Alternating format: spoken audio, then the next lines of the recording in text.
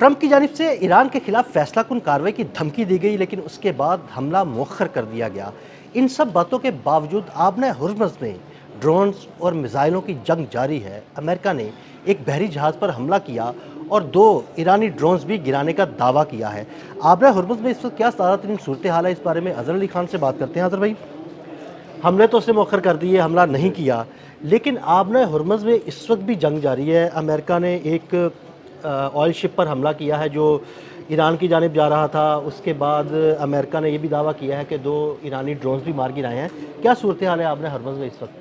عادل بھائی، معاملہ یہ ہے کہ آبنہ ہرمز میں ایک بہت ہی زبردست قسم کی جنگ جاری ہے، اور یہ جنگ امریکہ اور ایران کے درمیان ڈرونز کی ہے، میزائلز کی ہے، اور جہازوں کو روکنے کے حوالے سے۔ گزشتہ رات جو یہ رات گزری ہے، یہ آبنہ ہرمز میں خاصی ایک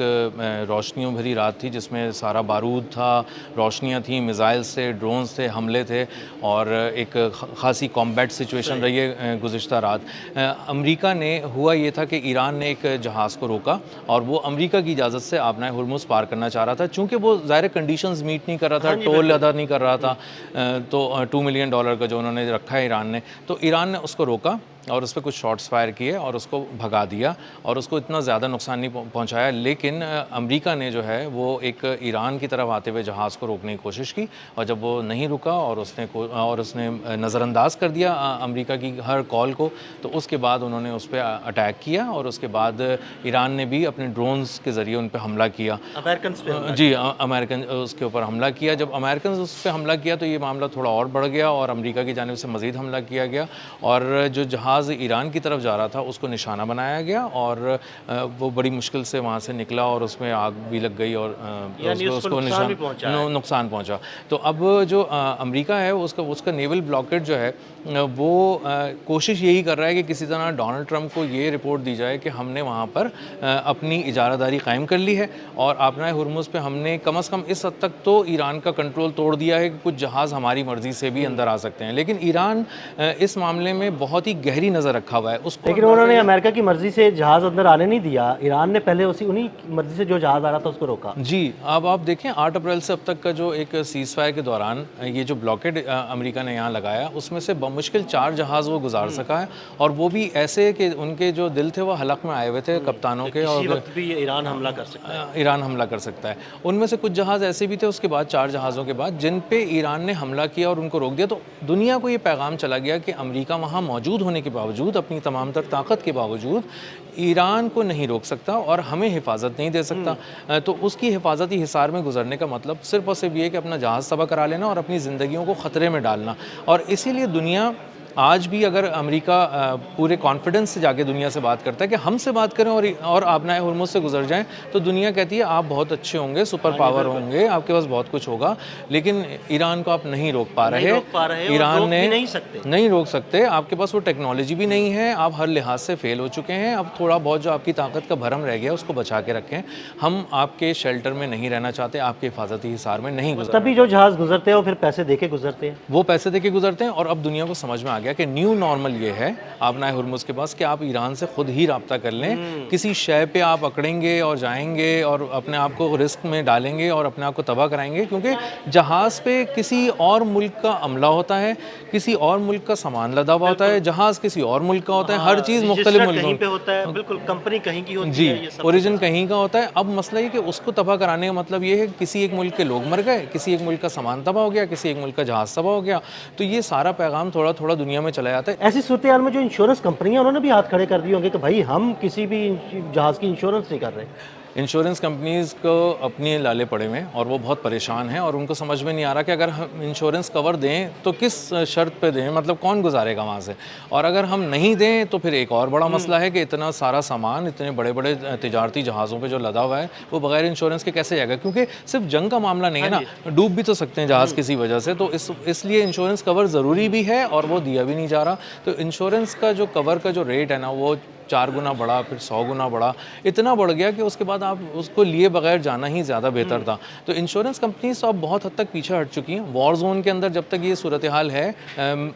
मेरा नहीं ख्याल कि इंश्योरेंस कंपनी को बहुत ज़्यादा उनको किसी तरह से फैसिलिटेट कर पाएंगी उन तिजारती जहाज़ों को। अब एक ही सूरत रह गई है कि आप दो में से किसी एक मुल्क से बात कर लें, अमेरिका से या ईरान से, और लोग ईरान से इसलिए बात कर रहे हैं कि ईरान के पास एक पूरा पैसेज है गुजारने के लिए। ना सिर्फ वो हिफाजत कर सकता है अमरीकी जहाज़ों से, बहरिया से, बल्कि उसके पास एक पूरा पैसेज है जिस पैसेज से गुजार के वो अपने साइलों बिल्कुल, वो बताता है जनाब ये एक पैसेज है, आपने इस रास्ते से गुजरना है, दूसरी तरफ नहीं जाना, दूसरी तरफ माइंस बिछी हुई हैं, आप इस पैसेज से आए, हम आपको स्कॉट करेंगे और लेके तो जी बिल्कुल ऐसे ही है। वो अपने साहिल के करीब से गुजारते हैं उसको, और गुजारने के बाद अपना हुर्मुज़ पार करा देते हैं। इसलिए दुनिया को ये इस बात समझ में आ गई कि हमें ईरान से बात करनी चाहिए। इस हद तक कि जापान की वज़ीर आज़म ने भी मसूद पज़ेश्कियान से ही बात करके अपने 2 जहाज़ क्लियर कराए थे, और उसकी फ़ीस भी ईरान ने नहीं ली थी। तो अब दुनिया को अंदाज़ा ही हो रहा है कि ईरान ज़्यादा रहमदिल भी है इस मामले में, कि वो आपको बहुत ज़्यादा इंसेंटिव भी दे सकता है, कंसेशन भी दे सकता है, आपकी पूरी फ़ीस माफ़ भी कर सकता है। दूसरी तरफ अमेरिका है जो अपने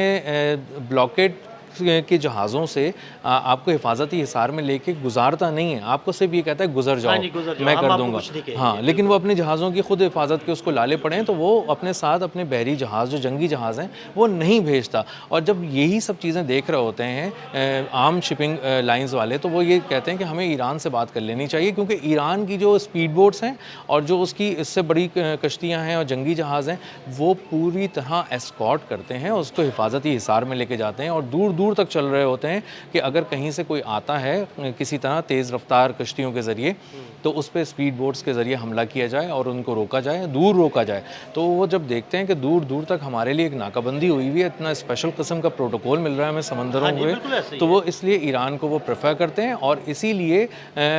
कोशिश कर रहा है अमेरिका के थोड़े थोड़े दिन के बाद, आप 1-2-4 दिन के बाद सुनते हैं कि आबनाए हुर्मुज़ पे हमला कर दिया, फला जगह हमला कर दिया, कि और आबनाए हुर्मुज़ पे खड़े खड़े या समंदर से खड़े खड़े किसी जजीरे पे हमला कर दिया और मिसाइल फैसिलिटीज़ को निशाना बना रहे हैं। उसकी वजह यही है कि एक पैगाम एक बार, कम अज़ कम एक बार दुनिया को देना है अमेरिका को कि हमारी यहाँ पे इजारादारी है, हमारा यहाँ पे कंट्रोल है, और ईरान हमसे हार गया है, और हम चाहें तो हम अपनी गिरफ्त मजबूत करके दिखा सकते हैं। लेकिन ऐसी सूरत हाल नहीं है, ईरान बिल्कुल पीछे नहीं हट रहा, ईरान बिल्कुल नहीं हारा। लेकिन अच्छा, मुझे ये बताइएगा कि ये जो इस वक्त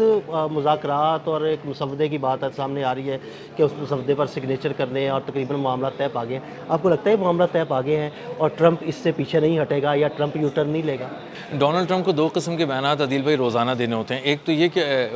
उनकी जो फ़ौज है वो तबाह हो चुकी है ईरान की, और दूसरा ये कि हम मुआहदे के बहुत करीब आ गए हैं, फैसला कुन मरहले में हैं, बहुत एडवांस लेवल्स पर हैं, और हाँ बस अब होने ही वाला है, इस हफ्ते हो जाएगा, कल हो जाएगा, परसों हो जाएगा, और मैं इसलिए हमले मौखर कर रहा हूँ। असल में बात यह है कि जो उसकी शराइत है ना मुआहदे की, अदील भाई, वो बहुत सख्त हैं ईरान के लिए भी, और ईरान मुझे नहीं लगता वो शराइत मानेगा, और ईरान वो शराइत मान ही नहीं सकता, क्योंकि आप उसकी गर्दन पर अगर छुरी फेर कर कहेंगे कि तुम इस मुआहदे पर साइन कर दो, तो वो दोनों तरफ से मार नहीं खा सकता। मुआहदे पे साइन करके उसके हाथ पैर हमेशा के लिए बन जाएंगे, और दूसरा ये कि वो अपनी जब सारी खुद मुख्तारी उनके आगे सरेंडर कर देगा तो उसके पास बचेगा कुछ नहीं। और ये जो इतना स्टैंड लिया हुआ है, जिसमें पहली शहादत आयतुल्ला अली ख़ामनेई से लेकर अब यहाँ तक जो सैकड़ों हज़ारों शोहदा हैं इनके, और पूरी मिलिट्री ब्रास ने अपनी जान दे दी, वो एक ऐसे मुआहदे के लिए तो नहीं दी ना कि जिसमें आप उनकी शहरा काट के कहें हाँ हाँ ये सब कुछ हो गया। तो फिर इतनी देर हम खड़े क्यों रहे, फिर इतनी देर तक हम हक़ के लिए बातिल के सामने खड़े क्यों रहे? वो जो एक सारा नैरेटिव है, वो जो उनकी सोच है, वो जो उनका अज़्म है, आपने तो फिर उस पर भी साइन कर दिया ना, उस अज़्म पे और उस सोच पे। तो ये बेसिकली बयानिया है, नज़रिया है,